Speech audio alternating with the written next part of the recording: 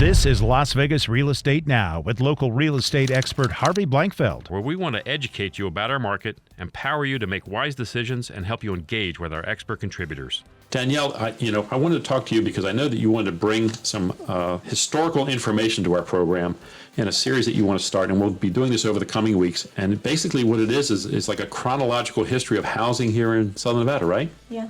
I want to talk about the evolution of our local housing market, where it started. Okay, so let's start with that. So where do you want to start? Where do you think we should start with this evolution? So I chose over off of St. Rose. Yeah, St. Rose. St. Louis and 6th Street. It's called Beverly Green and Paradise Village. And when was that built? How far back are we going? About 1952. Oh, wow. Okay, cool. Yeah. And so... Which is old for our city. We're not like Boston, right? No. We don't have a couple hundred years under our belt. No, yeah. We're still a fairly new city, so that's considered an older home. And it was recently considered like a historical neighborhood. Yep. And 2014, Paradise Village, and then 2016, Beverly Green got deemed. It was the second neighborhood to get deemed historic. So tell me about these houses. What were they like? What are they like, I should say? So mid-century modern, and when they were being built, a lot of that some of the emphasis came from, the architecture came from California, and they brought it here. So, and people gravitate towards these neighborhoods. There's a lot of demand for historic neighborhoods, and I think it's part of our history. A lot of people working downtown like buying these homes and renovating them for themselves. They live close. They don't even need a car. They can do everything by living close to one of the businesses downtown.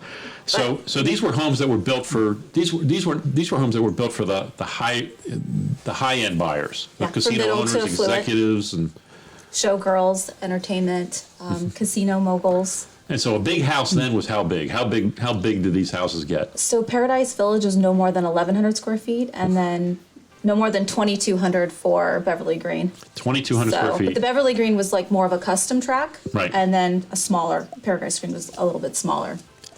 And this is like 1952 to 1960, but they were pretty much custom. They were plans, but or you said Beverly Green was mostly Beverly Green was custom. Gotcha. 2,200.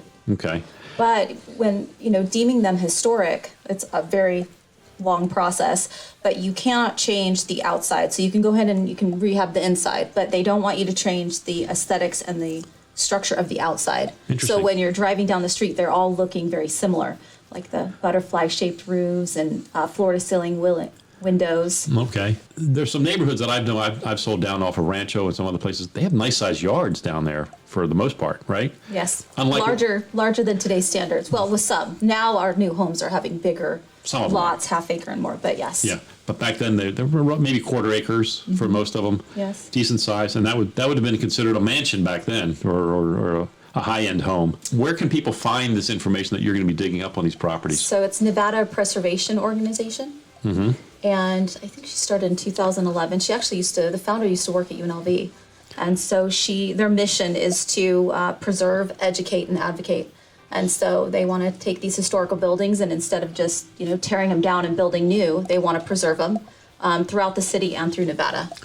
And so on that website, it has 30 historical sites, and number 30 happens to be Beverly Green, and it takes you through on a map. It's a great site. You've been listening to Las Vegas Real Estate Now. If you ever have a question about real estate or any of the other topics we cover, just call me off air or text me at 702-203-1165. You can also check us out on the web at lvrealestateradio.com or on our handle on social media at LV Real Estate Radio. We'll meet you on the radio next Saturday at 11 a.m. right here on the new 101.5 FM 720 AM KDON, the Talk of Las Vegas.